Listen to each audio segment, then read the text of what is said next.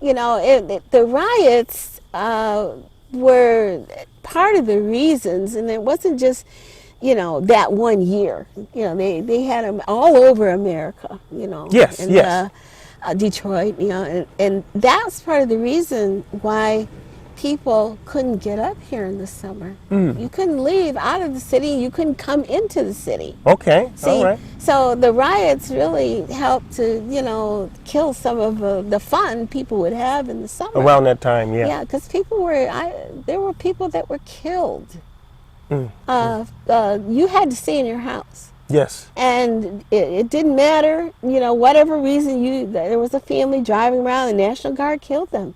Mm. They killed 4 in the college I went to, Kent State University. You went to the college. You went to a college. It happened just after I had left. Okay. Yeah, the National Guard killed 4 dead in Ohio. Mm. Oh, yes. Mm. But it was a serious thing. Yes. And California, Detroit, Chicago, it doesn't matter where it was. The Yeah. riots were really a contributing factor to the downfall of Idlewild. And I know, and I've heard, and it's written on the marker at Broadway and US 10, because the state, I worked on the Centennial Committee in 2012, Okay. and the state wrote the text for all the markers. There are 5 of them. Okay. They were all installed on the same day, and they had to be accepted by people of the community, and it was a big ceremony, and we went around in buses. I had the charge of the disabled people and the elderly, and there was one bus, the Dial-A-Ride, and I sent them to Grand Oaks to get Malcolm X's brother, because he was there. Really? Oh yeah, he was a nice gentleman, big guy, and Older or younger brother? I don't Okay, know. but go ahead. But it was his saw brother. him, Yes. he was old. Okay. And he saw those markers installed in Idlewild. Can you explain about those markers? Markers. What do you mean? They're federally. Idlewild is on the National Registry of Historic Places. And I have the document to prove it. Okay. And the Centennial Committee, when we turned 100 in 2012, that's when they had the Centennial Committee, and it was a big deal. And those markers had, from the ground up, they had the flower pots around them, the flower beds around them, and the text and all was written by the state, like I said. And the installation, all of that, it took us a year to work on it. But the text on the marker on Broadway and 10 says things that the community in Idlewild did not write. And it says that the civil rights movement, and a lot of people believe this now, Of course. but it's one of those myths that surround Idlewild that it's just a myth. That when the civil rights movement came in, that the Civil Rights Law in 1964, and then the Voting Rights Act in 1965, that people started going other places because then they could go anywhere they wanted to. That is not so. That's not true. No, because just because you have legislation on paper, that is not going to make people accept you and welcome you and take your money and give you accommodations that are suitable to any other person of another race. Okay, then the riots start after the civil rights legislation in 64 and 65. Then the riots came about in the mid-60s, and the people couldn't get to Idlewild sometimes. Yes. Okay, then the other reason Idlewild went down is because the population aged.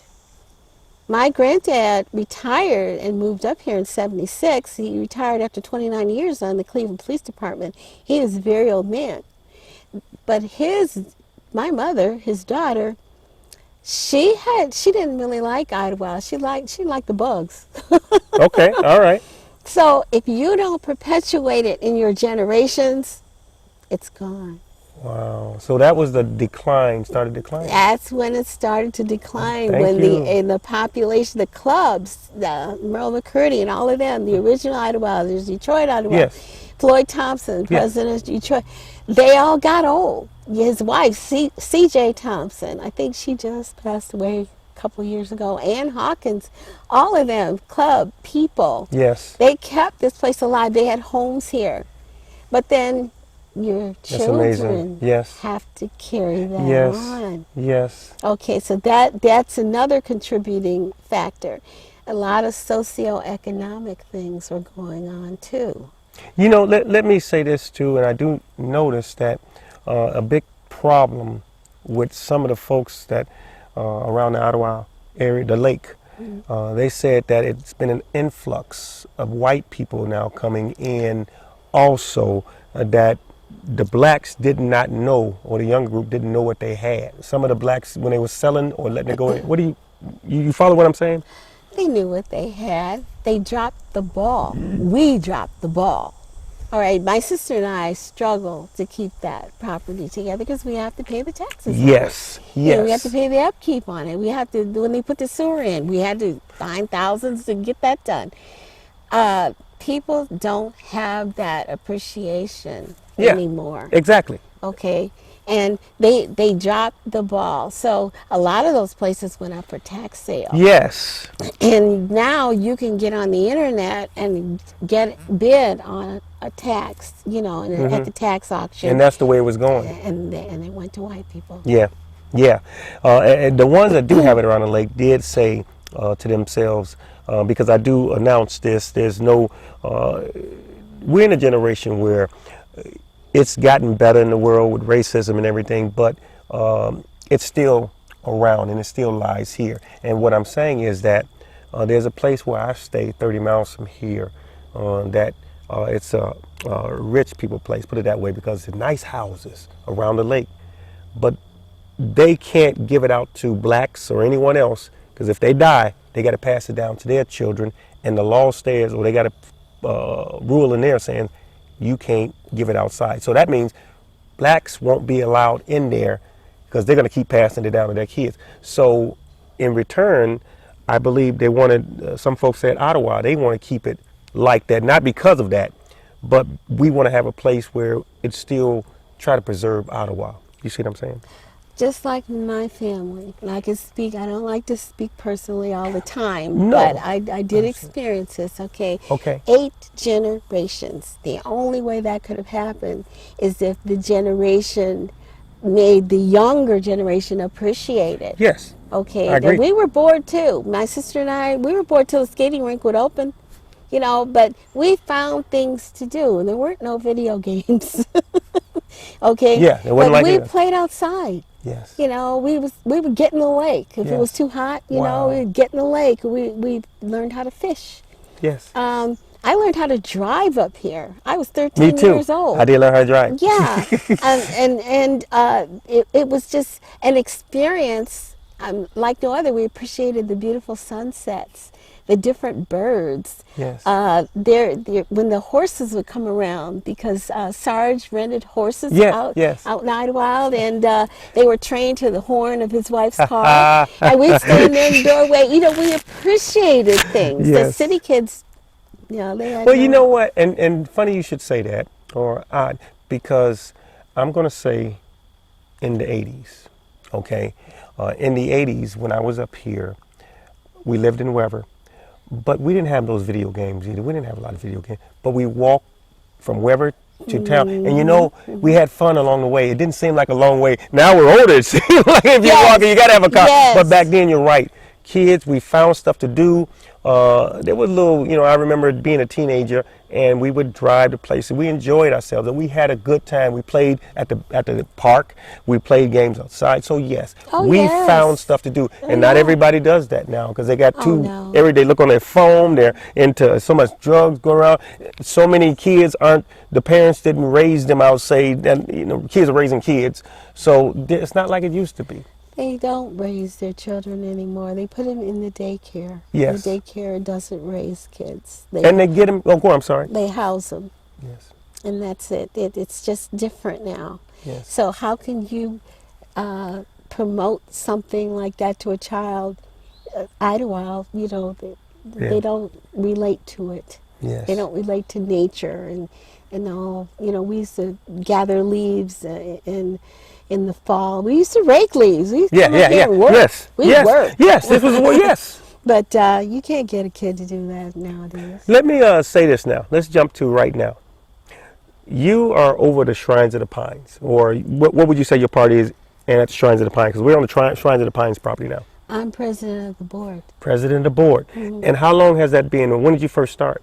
Uh, Start. Or begin being, or at least here?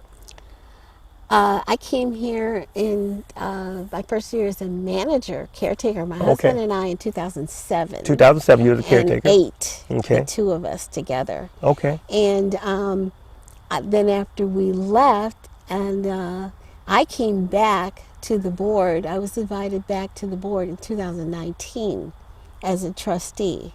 Okay. And then I've been president now this is going into the second year. Who owns the Shrines of the Pines? Lake County. Lake County owns it. Yes, the Okay. property and the building belong to Lake County. Okay. The exhibit belongs to Boysville, Boysville. Clinton, Michigan, Boysville. Okay. It was willed to them by Mrs. Overholzer. She outlived her husband by 7 years. Yes. And she wanted the boys to come, and she gave them everything, the land and the building and the exhibit. She wanted them to enjoy this property. At the beginning, it was 80 acres. Wow. And Boysville had no intention of continuing the legacy, so they put it up for sale. Okay. And Lake County, to their credit, rallied, Yes. purchased the land, the Yes. building, and we leased the exhibit from Boysville for 99 years. 99 years. Wow, that's a long time. It's an incredible story. Yes. And all these, I remember I was a tour guide back in my high school days for the Shrines of the Pines. And I do remember that there's a lot of exhibits, what we would call them inside there, or things that were made, if you can explain that, without tools. Oh, he That's what I was told. never used a power tool. Everything was done by hand. There was no electric here anyway. And it's unique. People come here from all over the world to see it. Yes. I mean, we had people here from Belgium last week, Poland last month. My first tour in 2007 was a mother and daughter from China. And then there's people who live in Baldwin all their lives and never been here. Yes. A lot of senior citizens I know come here and watch you too because they're very fascinated. Oh, Because you have senior discounts. I know that because I used to be here. Oh, yes, we do. Seniors and veterans. We're highly patriotic around here. Yeah. And we will be having a Veterans and First Responders Appreciation Day, Okay, when is that? September 11th. September 11th. It's going to be right here? Right here. Okay, what time about? We'll probably have it during our open hours. We're open 11 to 4. Okay. And I have a special movie that all veterans should see. Really? Is it going to be shown here? Yes. Where? Where on the property? Well, we'll probably have it over here in the walkway. Any refreshments or anything going to be given? We'll have light refreshments. This is beautiful. So remember that, September 11th, Shrines of the Pine. Everybody in Baldwin, Idlewild, come out and see this place if you haven't been here before. I remember, and I told this story before, I want them to hear, I didn't tell it to them. When I was also a tour guide, and I was doing a tour guide in high school, and I was a fast talker. Not no woman fast talking, I was just fast talking. So I was giving a tour to senior citizens. And I remember after the tour, the senior citizens wouldn't complain to the caretaker, which at that time was someone else. And the caretaker called me and said, Mr.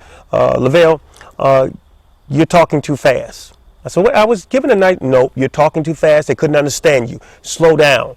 So I was pretty upset. And I remember, so the next tour I did, I over-exaggerated, you would say. When they came in, I said, this is Mr. Oberhauser.